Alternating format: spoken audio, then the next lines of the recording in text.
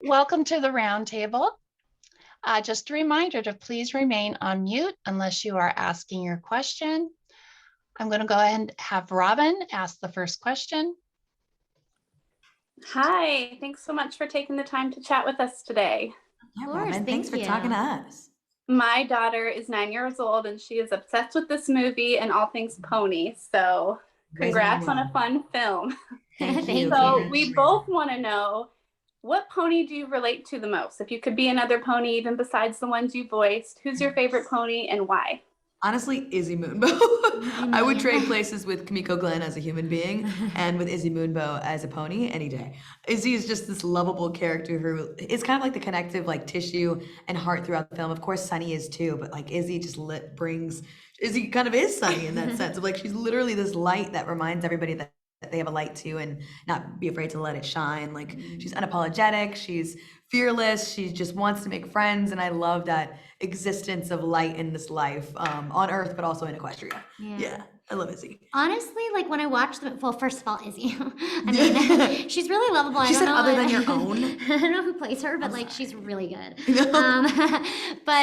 humble. When I watched the movie, I really connected to Pip and Zip. Like I think, first of all, your voice is so iconic. Two ponies in a pod. My friend was watching it with me, and she was like, "Who plays that? Oh my gosh, amazing!" And I was like, "Oh, it's Liza."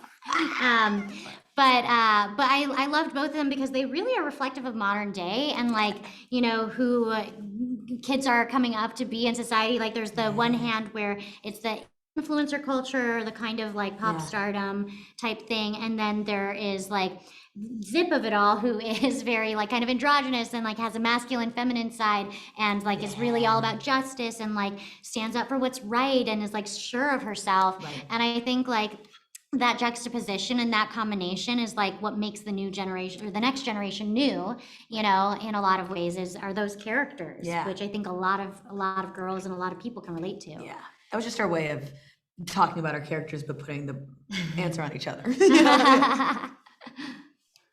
Great. Rachel, next question. Hi, I'm Rachel. Thank you so much for being here. This is like a dream come true getting to talk to a My Little Pony. So I am still a fan. It's our dream to play them. So it's wild. It's wild. We're all tripping out. But you know, My Little Pony is so huge and it's been huge for almost 40 years, which is a very long time. And I love that my children are starting to get into something that I loved so much when I was a kid. How does it feel knowing that you are now part of this huge My Little Pony family and that you're having such an impact on so many individuals and kids and adults alike? I mean, yeah, it means the most. It's such an honor to be able to lend a voice and bring this powerful story and influential messages to life that parallel in our real world today. And you all know, as the mommy bloggers raising the next generation and having great taste, having been raised by My Little Pony yourselves and continuing that line, that legacy by raising your kids on My Little Pony too, like I'm so excited to pop out my own personal ponies and direct them to your blog so I can understand how to be a mother in this world, but also set them in front of the TV and know that they're going to digest this message that they need to hear about individuality and diversity and inclusion.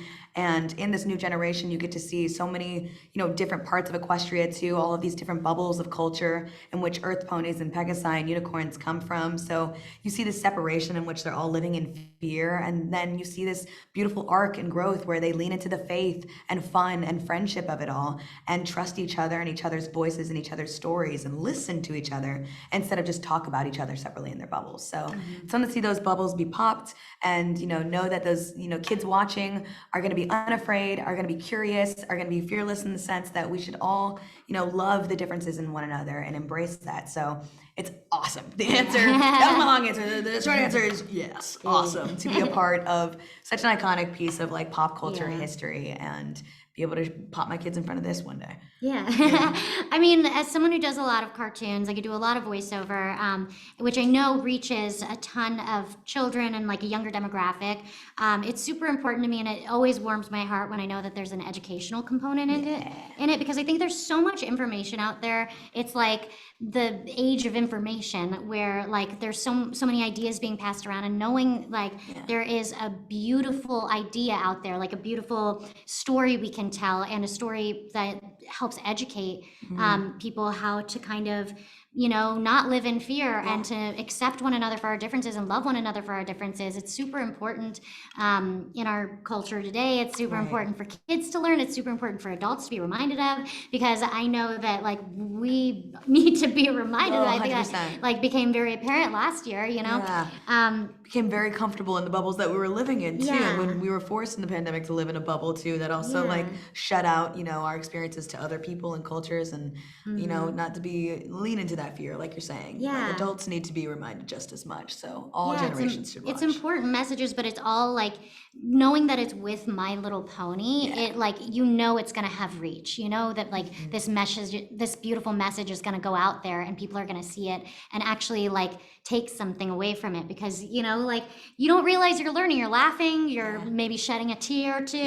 You know, because you just, you love the characters so much, and you feel for them. But like you're getting in this like lovely little colorful ribboned package, and I don't know. I love it so much. So happy. An honor to play it. Megan. Hi, I'm Megan. Hi, First of all, congratulations on such an adorable film. Definitely went in and surprised me as a big My Little Pony fan, and grew, like you guys said, grew up with it.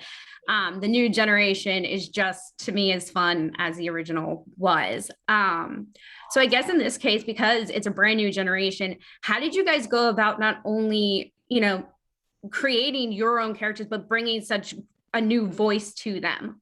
Yeah, well, we had such an incredible creative team. So shout out to our directors and cast and crew and animators who made all of this possible and made it such a different world that still honors and has so many Easter eggs to the older generations too, that you can like see and watch and recognize as the older generation. But yeah, it was awesome to see the animation and like see Zip Storm before I played her. So I came into the project a little later than Kimiko did. She was on it for at least a year, I think, before I like joined on. So I got to see like the animation of the actual movie itself, like go from sketch to animation and cartoon, and I got to see it in so many different forms. So they really allowed us in as voice actors to see a lot of the process too, which I was grateful for. It helped me apply all the more to my character. Zip is, I feel like I'm much more animated in Zip in real life than Zip is in the movie. So it was a really cool like grounding force that Zip was for me, to lean into this quiet confidence that's in a lower register and feel like, don't worry, I've got everything covered. Like she's kind of like a reassuring presence, a reassuring big sister, you know, who is fighting for justice. And so she does have this like firm in her power kind of sound. So it was lovely to step into that power that is Zip Storm and play her, but had a lot of help, and I had a lot of advice from Kimiko Glenn, who's been doing this and is an icon in the voice acting community. Not so, like, enough. Yeah, you are. I was like, You're in My just Little be Pony. yourself. I mean, Yeah. I didn't need to give you all that much advice. I was like, just do it. Just be there. Are gonna love you. Yeah. And they did. They did very much. They gave us a blank canvas, and as artists, it was fun to paint. Yeah. They came in with like a super amazing, clear idea. Like I was able to see it, you know, even at a year before that, and like they had this vision for Izzy. And I think like what also helped is they were clear on what they wanted, but they also allowed so much room to play. And so it was just like they allowed Izzy to become three-dimensional, if you will, and you know, like allowed, you know, me to bring my own Izzy to life.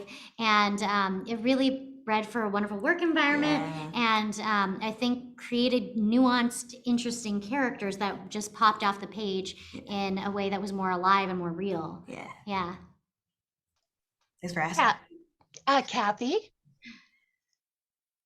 Hi guys, my name is Kathy. I'm with Bel Air Mommy. I want to say it is such an honor to be sitting here with you on a Sunday afternoon. Thank you for taking the time out. I'm extremely grateful. I am old generation Little Pony, and I shared this movie with my son. He is new generation and he's 8, and he was over the moon. He's like, I love this. He's like, this is awesome, Mom. And I'm like, isn't it? And it made me tear up, because I was like, I can share this movie with him. So it was really cool. I have a 2-parter question. One is, I wanted to know, how similar are your characters? How similar are you to your characters? And what would you like your audience goers to learn from your character? Yeah, I would say I'm not similar, and I'm trying to embody her. I'm totally different than my character, and I want to be her. I mean, you're confident, you're strong. I'm in a lower It's- register always. It's not necessarily quiet. No, It's not a quiet at all. It is confidence. not a quiet confidence. I But don't you show know, it. you do have confidence. You're strong in who you are, Yeah. and you fight for what's right. Amen. In your Okay, own all right. way. I'm all right then. I'm all right. I'm built well. No, but I think Zip is a little slice of, who I am, and it was fun to tap in and like let her become every fiber of my being and like be that like quiet, outspoken, fighting for justice, fighting to live my truth, and in living my truth, setting all others free kind of message and moral. Like, it was amazing to embody that and become that. Striving to do that more every day in life, and striving, to empower others to do the same thing in their own worlds. But yeah, I love Very Zip. similar. She's very I'm the Yeah. youngest sibling of 3. It's evident, all right? We won't deny that. But I have 2 older sisters that I'm lucky to have, and I studied them to kind of understand what's an older sister like in this world. So I had 2 guiding lights, including mom and dad, and got to understand, what it's like to be that firm and power character, so that I could play Zip Storm. But you are Izzy Moonbow all the Yeah, way. you keep saying that, but I don't know. She about is a light. She is sunshine. You can't see the pop of color on her eyelid right now because Zoom can only give so much. But she's wearing yellow, like she is a beam of sunshine. Yeah. Oh, thank you. Yeah.